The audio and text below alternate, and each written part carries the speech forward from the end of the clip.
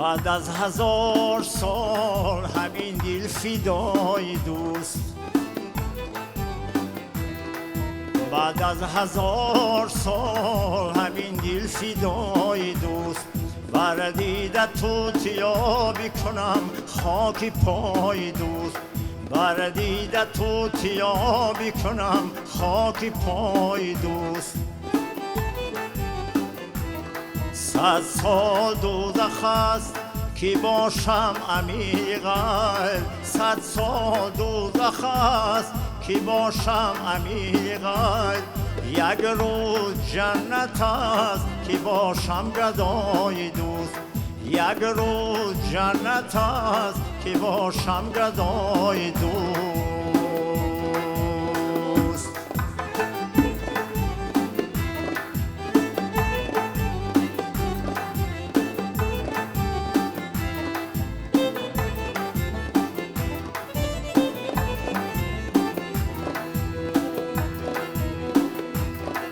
قبل از 1000 سال تو از من جدا بودی،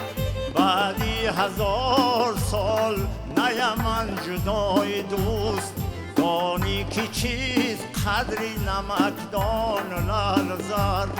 با 100 ترازو بر نکشم من بهای دوست. دانی که چیز قدری نمکدان لرزد، با 100 ترازو بر نکشم من بهای دوست.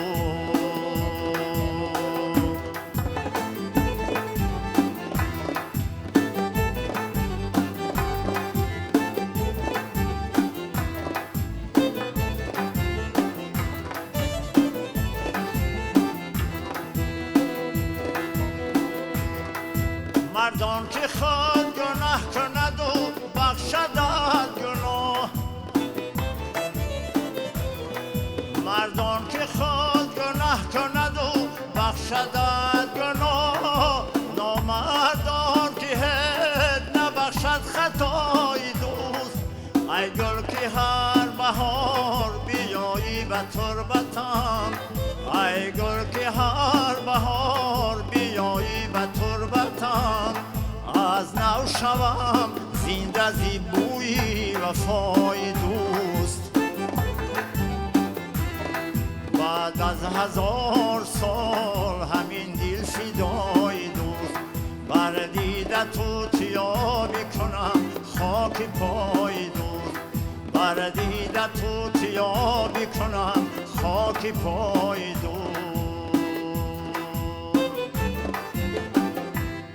درود عرض میکنیم دوستان عزیز ارجمند. برنامه فضا است و برنامه امروزه ما با یک ترانه خیلی زیبای هنرمند مردمی تاجیکستان محمد علی ایوب آغاز گردید و ما به استودیو ایشان را دعوت کردیم همراه یک نفر ادیب شاعر که در منطقه وخش واقعا هم شهرت خاصه دارند و شاگردانشان امروز در تمام کشور شناخته هستند. عضو اتفاق نویسندگان تاجیکستان عثمان بلالی که همه شما را به برنامه فضا به استودیوی تلویزیون سفینه خوش آمدید میگویم و همچنین مطربانی که امروز با سازهای زیبای خود آهنگ می نوازند. خوش آمدید و می توانید درود خود را به بیننده تلویزیون سفینه رسانید. سلامت باشید. ما از رهبریت و دستاندرکاران تلویزیون سفینه بسیار سپاسگزار هستیم از اون خاطر که سر هر وقت ما را به این درگاه بسیار بلند دعوت میکنند و ما میتوانیم که با تماشابین عزیز خود روبرو باشیم و اطراف حیات و فعالیت خود و ایجادات خود صحبت کرده باشیم. سلام پایان من را به تمام بینندگان عزیز که میرسونیم. خب شما بفرمایید. من چنین دریافتم که یک فضای بسیار خوبی معنوی در تلویزیون سفینه ایجاد شده است که ما می توانیم توسط آهنگ، سرود، شعر با مردم در تماس باشیم و به این وسیله مردم را تربیت کنیم که هدف اصلی ایجاد و ادبیات و آهنگ نیز باید همین باشد و ما از فرصت بسیار مناسب استفاده برده همه بینندگان رو نیز هدایت میکنیم که همیشه رو با فرهنگ ملی به سنت های ملی بیارن زیرا که ما تا کدام درجه که فرهنگ ملی خود رو ترغیب کنیم عمر ملت خود رو همونقدر درازتر میکنیم. واقعا. و استاد محمد علی ایوب یکی از نفرانی هستند که محض با ژانر فلک، محض با خواندن ترانه‌های پرمضمون در میان مخلصانشان شناخته شدند و ترانه‌های ایشان واقعا هم امروز ویردی زبان ها هست چون که معنی سرای هستند، چون که به همان متن‌های تکیه میکنند، به همان شعرهای تکیه میکنند که آن مضمونی والا دارد. و همچنین شما همکاری مشترک نیز دارید، یعنی چندین شعرهای شما را نیز استاد محمد علی ایوب آهنگ بستند. بله، استاد محمد علی ایوبی یکی از آوازخوان‌های صاحب مکتبی ما هستند که نه تنها در ولایت ختلون بلکه در تمام جمهوری و در تمام ولایت‌های جمهوری او را اعتراف میکنند و بیرون از مرز وطن عزیز ما نیز سرود او محبوبیت خاصه دارد و ما افتخار میکنیم که با این برادر عزیز، با این استادی بسیار سخنشناس همکاری طولانی داریم و من دریافتم که از اجرایات استاد محمد علی ایوبی من نه تنها موسیقی می‌آموزم بلکه درس سخن نیز میگیرم، چون که ما سر هر یک واژه، سر هر یک عباره و هر یک تعبیری که در سرود نوبتی همان است بحث میکنیم و من از محاکمه های استاد محمد علی ایوبی منطق موسیقی رو دریافتم، درک منطق موسیقی رو در آفرینش شعر دریافتم و این به من در آفریدن سرودها کمک میکند و از سوی دیگر من گمان میکنم که زیر انگشت استاد محمد علی ایوبی نه تنها میزراب است، نه تنها پرده تار است، بلکه نبض زمان نیز هست. همون طلباتی که نسبت به سخن هست، نسبت به موسیقی است، نسبت به تربیت اهل جامعه است در اجرایات استاد دیده میشد و همین چیز رو این کس همچون یک استاد زبردست توأم در یک جایگی استفاده میکنند و هر یک موسیقیشون زیباتر از دیگر روی کار میآید. ما یک سرود سال گذشته بود یا 2-3 سال پیش بود ایجاد کردیم که در یک آزمون ولایتی جا نگرفته بود متن، ولی وقتی که استاد محمد علی متن رو آهنگ ماندن برای ما از استرالیا ایرانی ها توسط اینترنت تماس پیدا کردن و عرض سپاس کردن که شما در تاجیکستان با دستگیری رهبریت کشورتون برای انکشاف عنعنه‌ها و مراسم‌های ملی بسیار شرایط مساعد فراهم آوردید و همین ابتکارات خود را توسط یک سرود زیبای برای ما پیشنهاد کردید و همان سرود را در ماشین ماندند و اهل عائله برابر استاد محمد علی همون سرود در آینه وقت رو زمزمه میکنند. نوارش رو به شما فرستادن؟ نوارش رو ما در اینترنت موندیم و یا تماشا کردن و با وجد آمدن و گفتن که خلاصه کردن که انا همین سرود استاد ایوبی قطعی فرزندان ما ماهیت زبان فارسی رو در غربت درک میکنن و برای گم نکردن فرهنگ فارسی و از زبان ملیمون کوشش به خرج میدن و برای این به همه ما اظهار تشکر کردن. من چی گفتم با این لحظه از همه مهم در این مورد این است که استاد محمد علی ایوبی توسط سرود و آهنگ مرغوب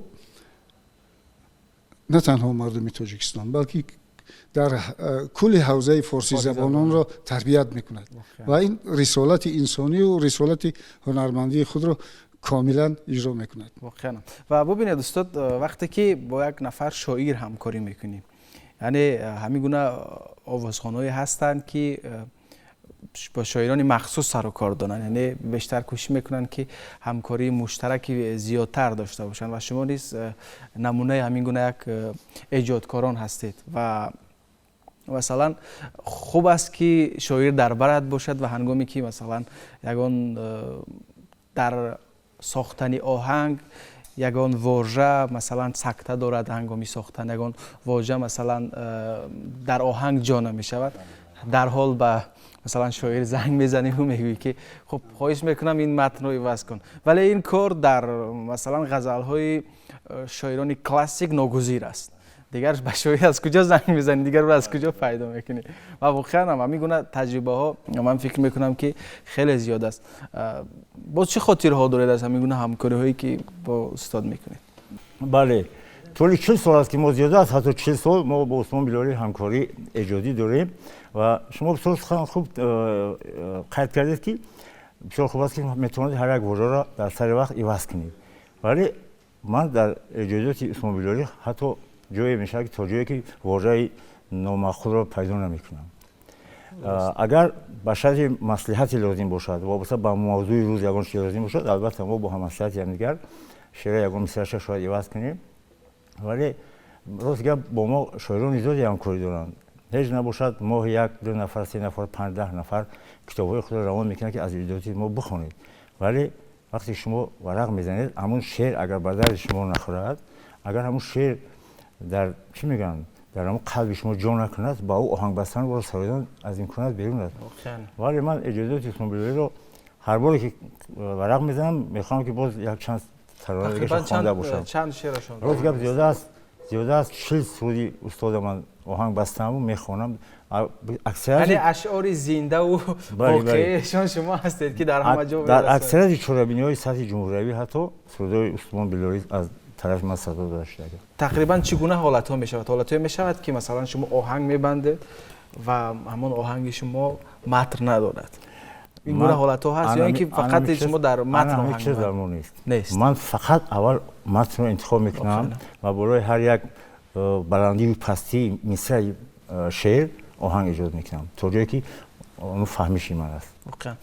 چگونه مراجعت میکنید موضوع رو پیشنهاد میکنید البته موضوع مصلحتی البته چه میگن ایده میگن که موضوع رو ما پیشنهاد میکنیم که فرض که من جشن نوروز است یا که 30 سالگی استقلالیت است یا که فرض کنیم من جشن 25 سالگی وحدت ملی است همین یک طرز ترانه کردن در کار که مانند نباشد و دیگر بعضی چون مانند نباشد تو وصف ترانه همین چهاربینی باشه شعر در حال تقریبا در چند مدت شعر یه جایی روز میشه در یک ساعت هر شعر میایست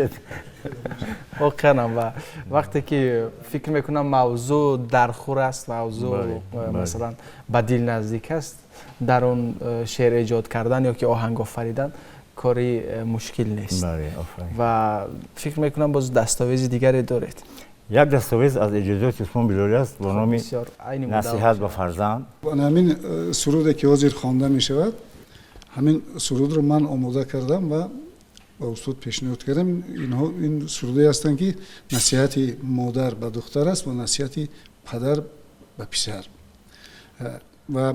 محمد علی ایوبی همین متن‌هایی رو که انتخاب میکنند بعضی هاشون رو طوری میخوانند که حتی من گریان میشم وقتی که سرود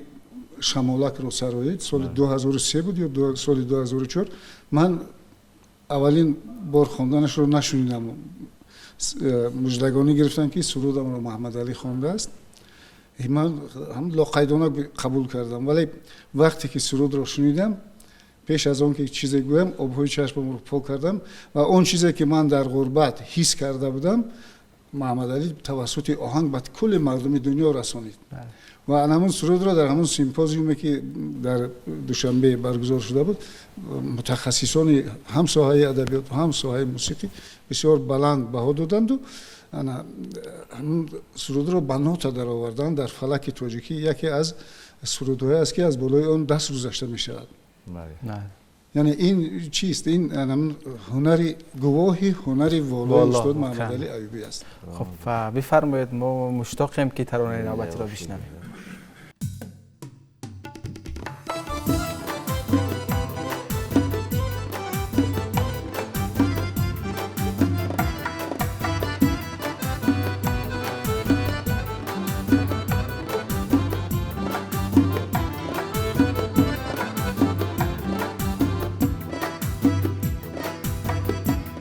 فرزند فرزندی عزیز نوری دیدن ای نخلی به بار بر رسیدن فرزندی عزیز نوری دیدن ای نخلی به بار بر رسیدن علم و هنر و مهارت آمود بر میهن خویش صداقت آمود علم و هنر و مهارت آمود بر میهن خویش صداقت آمود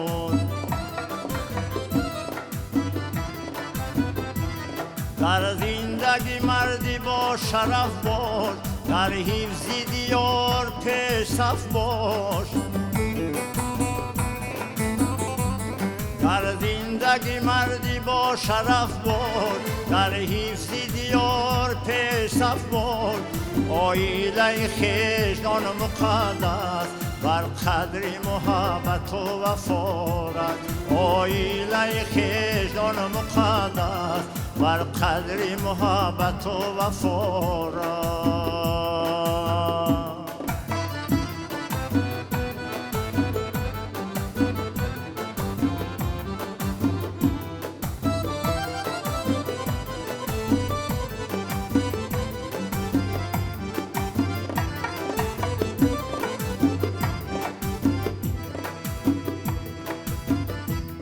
در تحکیم آیله جدل کن با گفته والدان عمل کن در تحکیم آیله جدل کن با گفته والدان عمل کن از علم زمان بهره بردار که علم و هنر آیدت همه کن از علم زمان بهره بردار که علم و هنر آیدت همه کن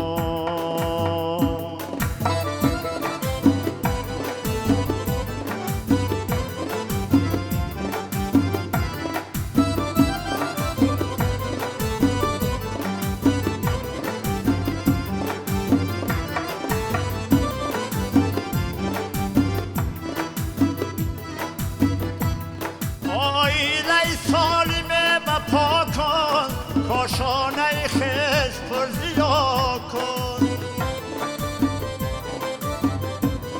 آیله سالمه بپا کن کاشانه خیش پر زیا کن اندر راه راست پای بگذار از راهی دروغ پای بردار می باش ستونی خانه خیش خوشبختی بیاید از پس و پیش خوش روزی مادر و پدر شو از شهد حیات بهره ور شو خوش روزی مادر و پدر شو از شهد حیات بهره ور شو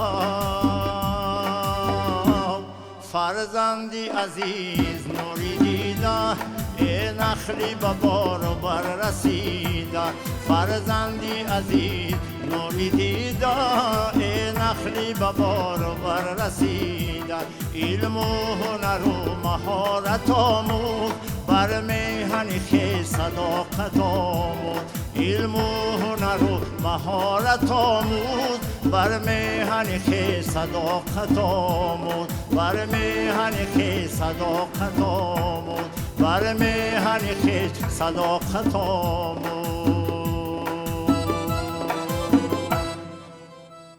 تشکر زیاد خسته نباشید صداتون خسته نباشد فکر میکنم که شعر نه تنها یک ابزار زیبایی است یک مثلا نه تنها زیبایی برای انسان ها میبخشد بلکه یک واسطه تربیت است یک واسطه است که با واسطه آن می شود جمعیت را مردم را تربیت نمود پیام رساند به آنها و مثلا این ترانه‌ای که شما پیشنهاد کردید از زمره همین گونه ترانه هاست از زمره همین گونه یک سرودهای است که در برابر مثلا اونقدر داشتن زیبایی همچنین یک خاصیت تربیوی نیز دارد و شما از خردی از دورانی که مثلا به مکتب میانه قدم زدید از همان وقت به موسیقی را آوردید تقریبا 6-7 سال داشتید اون وقت. بله 6 سال داشتم. 6 سال. وقتی که بعد صنف یکم قدم گذاشتیم همراه برادری از خودم بزرگتر از من 1 سال کلان بود، اون کس به مکتب رفت و من هم همراه او خیلی دوره سالهای 63 تصور کنید من قبول کردم مکتب و همون همگی سپتامبر اکتبر نوامبر خوندیم. ماه ینور شب سال نوی میلادی 1964 من الکی شهر عزیز دلبرم مهر شده بال پرم آزاد چون پرندگان در آن من در فضای میپرم همراه برادرم در همین چهارمین سالنوی خواندم. محیط خانواده محیط موسیقی بود. پدرتون نیز با موسیقی سر کار داشت. پدر ما هرچند که در ساحه‌های گوناگون حیات کار کردند، در ارگان‌های زیقو کار کردند، در جنگ بزرگ وطنی اشتراک کردند و بغیر از این آوازخوان بودند. در معرکه‌های چهارتنی مردم در نشست‌های خانگی نشست‌های خاصه آفرین سرود می‌خواندند و حتی مادر محرم هم در بزم‌های زنانه عارفانه صحبت می‌کردند و با دف سرود می‌خواندند. یعنی همین محیط شما را تربیت کرد در روحیه موسیقی. سازهای موسیقی را در خانه نیز می‌نواختند. یعنی از پدر رو این از اینجا آموختید. شما می‌بینید که قریب در خانواده هر یک خانواده مردمی تاجیک یک ابیچ نباشه، یک دمره است، یک دوتار است و مرحوم پدر ما البته با دمره سرود می‌خواند و حتی در بزم‌ها اشتراک می‌کرد که ما خوشحال تماشا می‌کردیم. و حتی در همون دوران مکتبخانه الکی در مثلا شعبه فرهنگی نوحیه کار می‌کردیم. الکی ما از صنف 8 9 10 3 سال ما همچون اشتراکی فعال خانه فرهنگی نوحیه وخش بودیم. هرچند که خانه ما از نوحیه قریب 5-6 کیلومتر دور بود ولی با دعوت مدیر شعبه فرهنگی هم وقتها محترم قلندر ما رفته اشتراک می‌کردیم. حتی با کنسرت‌ها ما هم همراهشون مردم بزرگسال‌تر می‌بردن و تجربه ما از هم دوره خردسالی است و اشتراک می‌گویند و گفتست مجنون که شما باید که لیلی رو با چشم من ببینید. همین عشق محبت صنعت که از خودی در قلب ما بود دیگه ما از این دایره بیرون برآمدن نتونستیم و تا امروز با همین هنر هستیم و امید میکنم که تا آخر عمر. ختم کرده دانشکده دولتی فرهنگ و صنعت. بله سال 1977 دانشکده هنرهای دیوار. کدام استادان از استادان چی یاد دارید؟ کیها شما در دوره که ما بودیم مدیر کافدرمون مرحوم احمد باباقرب بودن. خب خانم زیبا شایسته مراجعان بودن، حیفا مولانا بودن و استادانی درس‌های نظریویمون استاد شادی فرادی و بسیار استادانی بودن که خیلی تصور کنید که 45 سال شد. نامی‌های بعضی شاید استادان در نسبت ما که از دیهات اومده بودیم و اولین با کورسی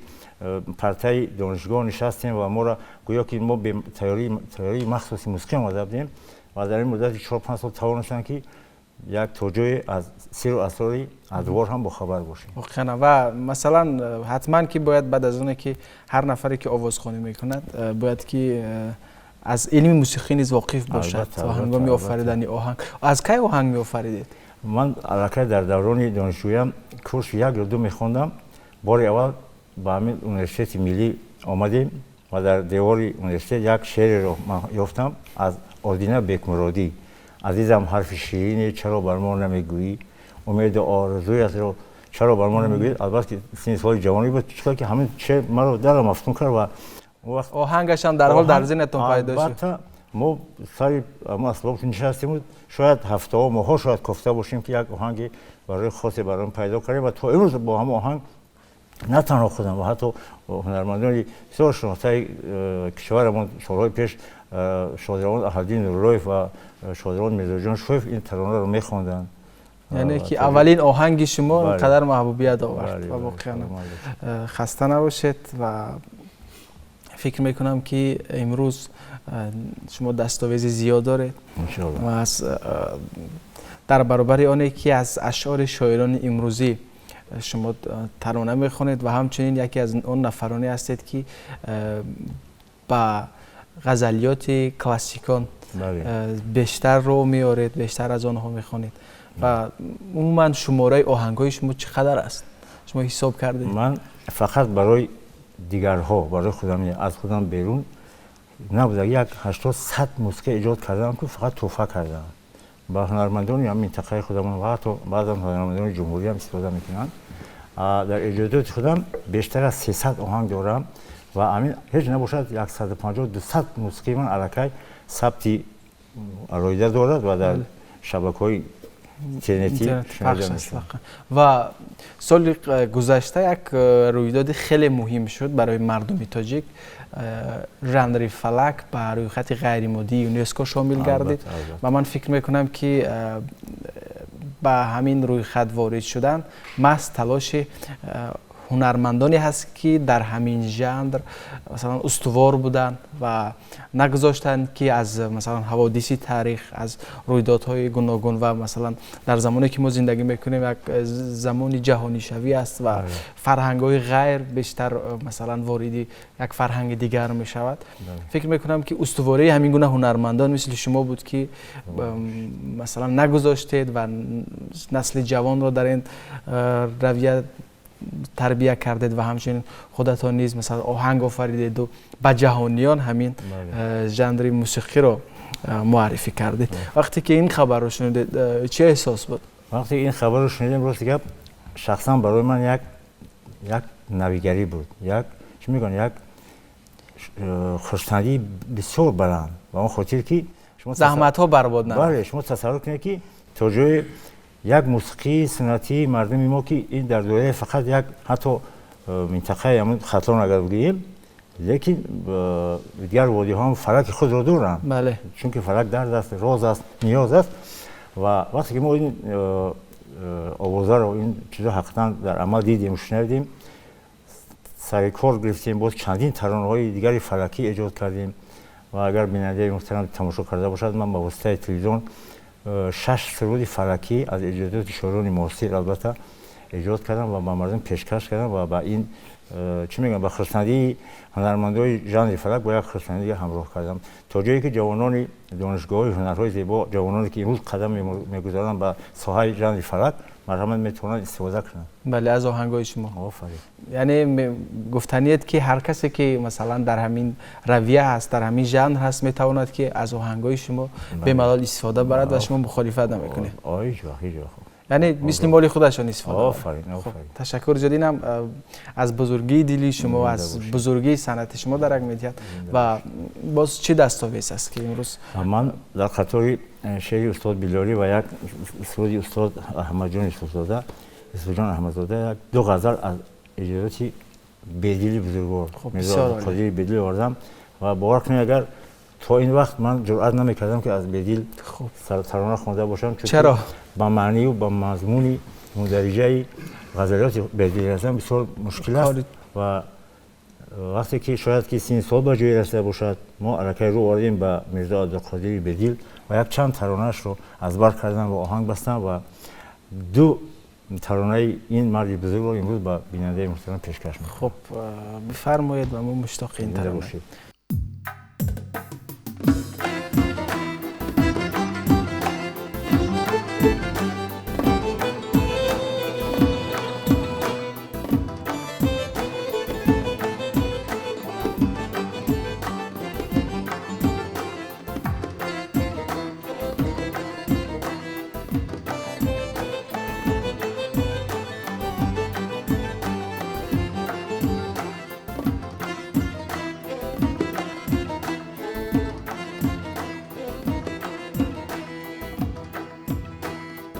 حاصلم زین مزرعی به برنامه دانم چی شد، خاک بودم خون شدم دیگر نمیدانم چی شد، خاک بودم خون شدم دیگر نمیدانم چی شد، ناله بالی میزند دیگر مپرس از حال دل، رشته در خون میتپد گوهر نمیدانم چی شد، رشته در خون میتپد گوهر نمیدانم چی شد، حاصلم زین مزرعی به برنامه دانم چی شد.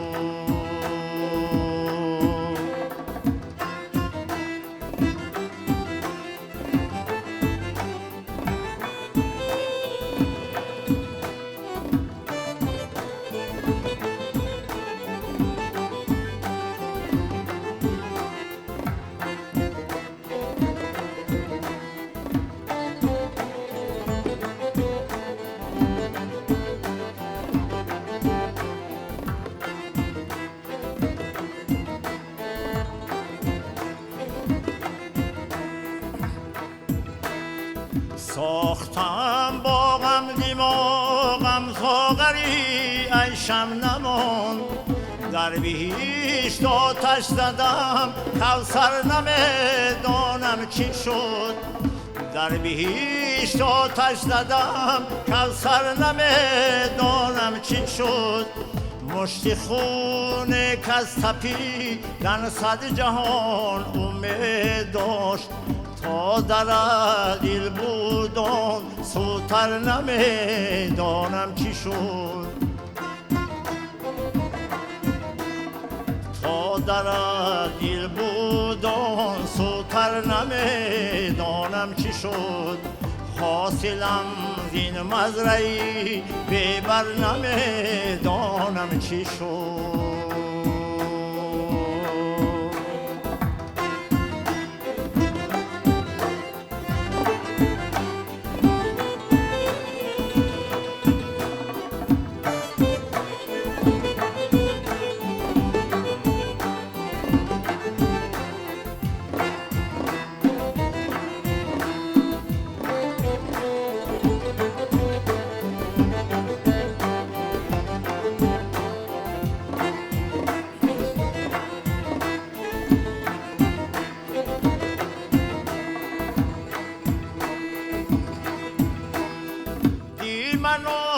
صوفی و درسی معرفت پرداختم دی من صوفی و درسی معرفت پرداختم او رقم گم کرد و من دفتر نمیدانم چی شد به دل اکنون با خودم غیر از مدامت هیچ نیست به دل اکنون با خودم غیر از ندامت هیچ نیست آنچی با خود داشتم در بر نمیدانم چی شد آنچی با خود داشتم در بر نمیدانم چی شد حاصلم زین مزرعی ببر نمیدانم چی شد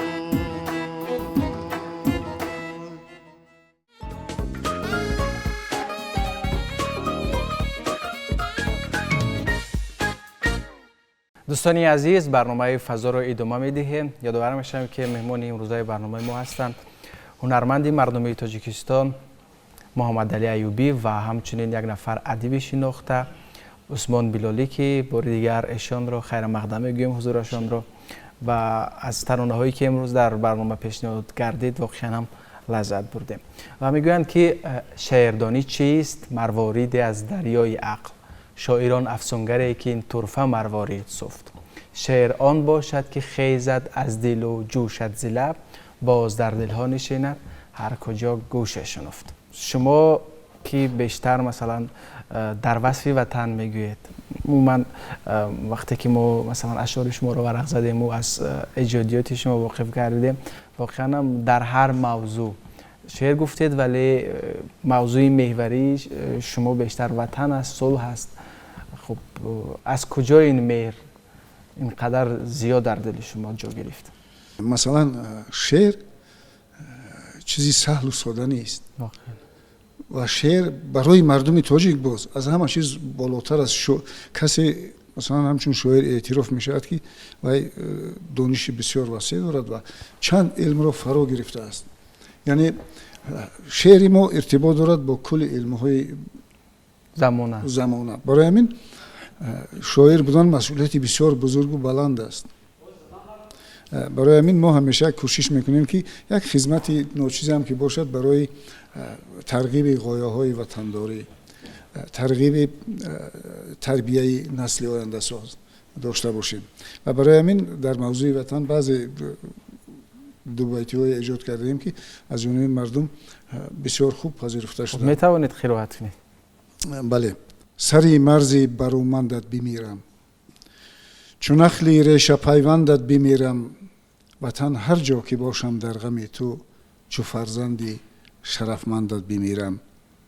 خوشا مردی که با ننگی وطن زیست، به هر نوع به آهنگی وطن زیست. قفس‌های طلایی را شکسته عقاباسا سری سنگی وطن زیست. برای همین هم وقتی که موضوع وطن مطرح می شود و پیشکشی خوانندگان می گردد، ما می بینیم که همین سرود موسیقی می تواند که در روند تربیه اهل جامعه بسیار نقش معین کننده باشد و آوازخوان و شاعر وظیفه اجتماعی خود را همچون شهروند اجرا کنند و موفق شوند. استاد محمد علی ایوبی، من یک وقت نوشته بودم یک چیز که همون خصلت‌های استاد به واسطه شعر بیان کردم. حاضر چند مصرع به یادم بیاد میخونم. یک عمر در داد فلک کوفت ایوبی، چون آدینه یک عمر فلک گفت ایوبی. ز احساس وطن مادر و این ملت مظلوم، بر گوش خداوند و ملک گفت ایوبی. من گمان میکنم که استاد ایوبی تا امروز شایسته برای این مردم خدمت کرده است و آینده ها نیز هم خیلی شایسته و با سر بلند به این وطن، به این ملت خدمت میکنند. تشکر. شما نیز از کدام وقت احساس کردید که مثلا همین مرواریدهای واژه ها در ذهن شما هستند و آنها را به هم میپیوندید؟ این چیز برای ما چیزی تصادفی نیست، چون که در اولاد ما باباهای ما نیز به شعر سر و کار داشتند. من از یک بابایم چند مصرع میخوانم که در سبک بیدیل است. در دهه خیبشانی وادی وخیا زندگی میکردند. خیلی به ما رسیده است. جام صبرم از جفای صبری ازمان بشکند، گوهری اشک از ایمای بار مژگان بشکند. از قضا ناگه شود گر بشکنی نان بخیل، تا قیامت منتش به سنگ دندان بشکند. ای شرافیدین اقامت کن بر ملک دیگر، قدر لقمان حکیم در ملک خیبشان بشکند. عجیب، واقعا خسته نباشه. شما در کدام قالب‌های شعری بیشتر راحتید؟ یعنی کدام قالب‌ها، کدام ژانرهای شعری برای شما؟ همه ژانرهای شعری برای من تجربه کرده در دسترسند، ولی در ژانرهای سنتی دوست دارم زیادتر نوشتن. غزل، روبایی، دو بیتی، نباشد ژانر شعری سفید و عروض آزاد و دیگر. در این نوع شعری نیز داره در این؟ البته هست. تشکر زیاد، خسته نباشید. واقعا امروز از صحبت دو مرد عاقل، دو نفره که واقعا هم در جاده ایجاد قدم‌های خیلی استوار دارند و تربیتگر نسل امروز هستند، واقعا هم من جوان خیلی لذت بردم و افتخار هم صحبتی امروز با شما برای من دست داد که خب این در خاطره زندگی من یک روزی خوب نقش خواهد بست. و بار دیگر شما رو من خوش آمدید میگویم به برنامه فضا و آهسته آهسته وقتی جدا گردیدن نیز به پایان رسیده ایستاده است. در انتها برای شما برار میخواهم، باور دارم که 100 سالهای دیگر ترانه های شما باز هم دلی مردم را شاد میکند، باز هم آفریده های شما به دلهای تشنه نوشابه میدهد. خوش آمدید دوستان عزیز. همینجا به انتهای برنامه فضا در رسیدیم. به شما زندگی خوش و بی‌غم تمنا داریم. تا دیدار دیگر با یک ترانه برنامه ما به اتمام میرسه.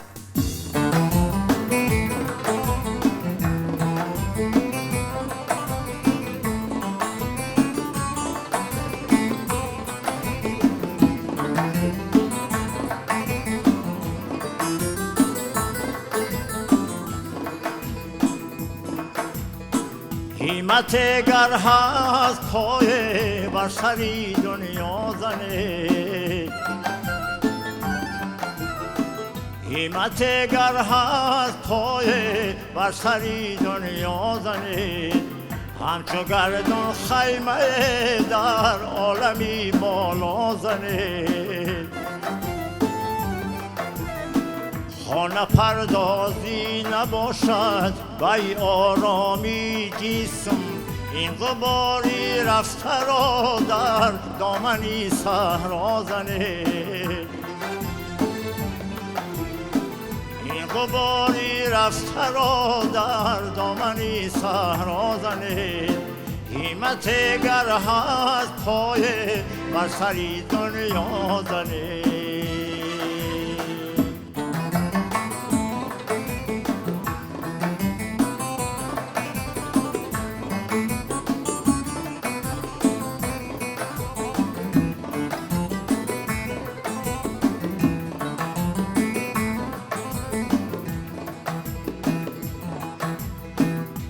نیست جای عافیت در محفلی گفت و شنود گوش اگر باز است باره خفل بر لبها زند میتوان فرهاد شد گر بی ستون نتوان شدن تیغ اگر بر سر نباشد تیشه بر پا زنید میتوان فرهاد شد گر بی ستون نتوان شدن تیغ اگر بر سر نباشد تیشه بر پا زنید قیمت گر هست پایه بر سری دنیا زنید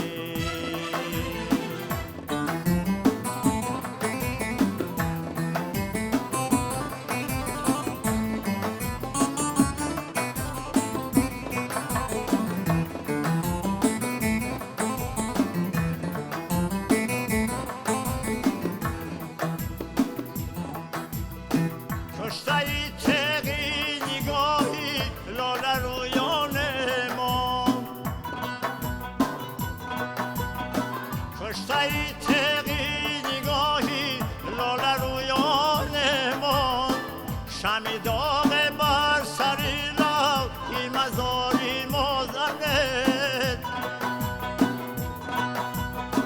وزمی ما را غیر خلقل مطلبه در کار نیست ساقیان دسته بسازی گردنی می نازند